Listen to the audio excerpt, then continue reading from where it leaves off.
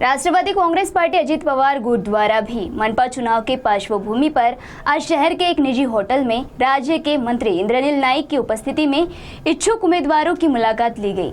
इस मौके पर जिले के वरिष्ठ पदाधिकारी भी उपस्थित थे। तो आइए सुनते हैं इस दौरान मीडिया प्रतिनिधियों के साथ बातचीत करते हुए इंद्रनील नाइक ने क्या कहा।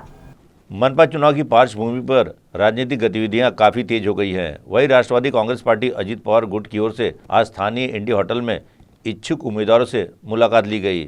इस मौके पर राज्य सरकार के मंत्री इंद्रनील नाइक, राष्ट्रवादी कांग्रेस पार्टी के ज्येष्ठ नेता राजेंद्र जैन, जिलाध्यक्ष राजीव कक्कड़, जिलाध्यक्ष नितिन भटारकर, पूर्व नगराध्यक्ष दीपक जायसवाल के साथ अनेक पदाधिकारी मौजूद थे। तो आइए सुनते हैं इस मौके पर मीडिया प्रतिनिधियों के साथ बातचीत करते हुए राज्य सरकार के मंत्री इंद्रनील नाइक ने क्या कहा।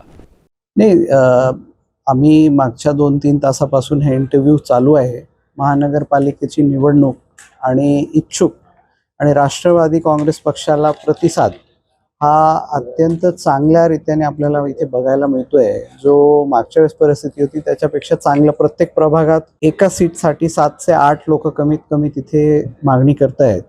म्हणून माझं मत आहे की प्रतिसाद हा अत्यंत चांगला प्रतिसाद यावेळेस मिळतोय। युतीचे काही बोलणं झालेलं नाही आतापर्यंत, पण आपली प्रत्येक पक्षाची आणि सन्मान्य अजितदादा, प्रफुल्लभाई आणि तटकरे साहेबांनी ताकद दिली असल्यामुळे स्वबळाची पण तयारी आहे तिथे, पण युतीचे पर्याय पण आपण ओपन ठेवलेले आहेत। नाही, काही स्थानिक नेत्यांनी काही पक्षांसोबत यापूर्वी बसलेले आहेत, त्यांची बैठकी झालेल्या आहेत वेगवेगळ्या पक्षांसोबत।